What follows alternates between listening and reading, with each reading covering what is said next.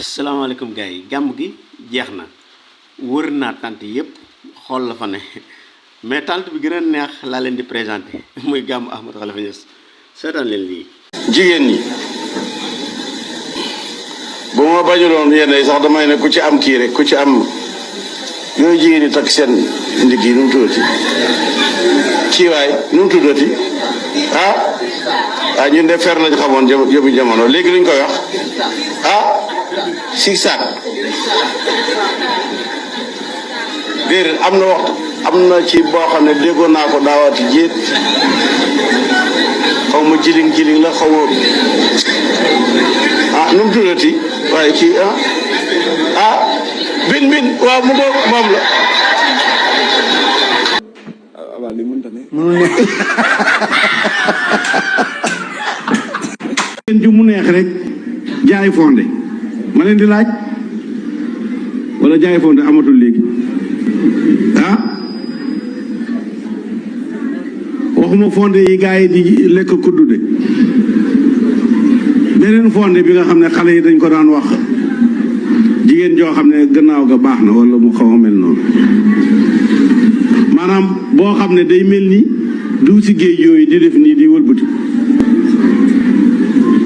wala boobu du fonde la xaw ma suukar nañ ko am déet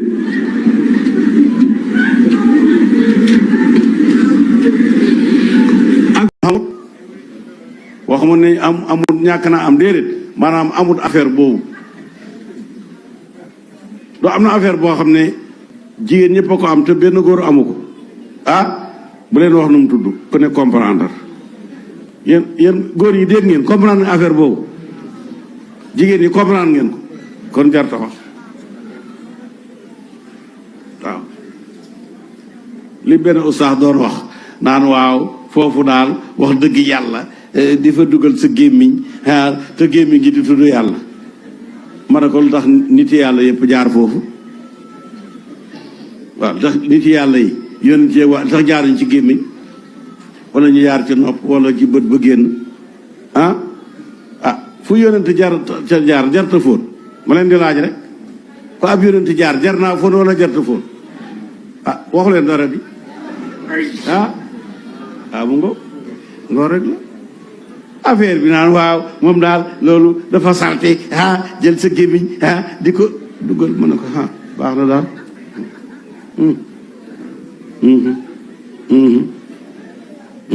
am na solo de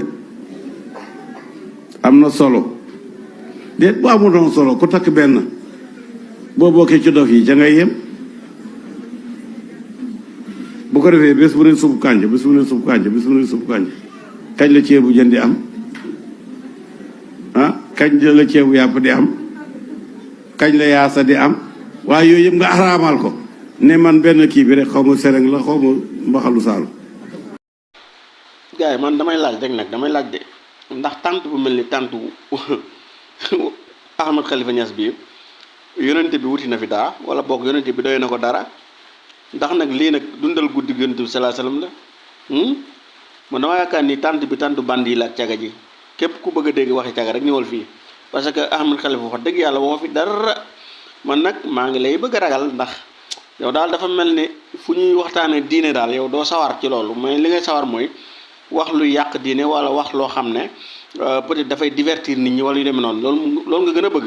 lu reetaan loo kafre waxi caga wax yu kenn xamul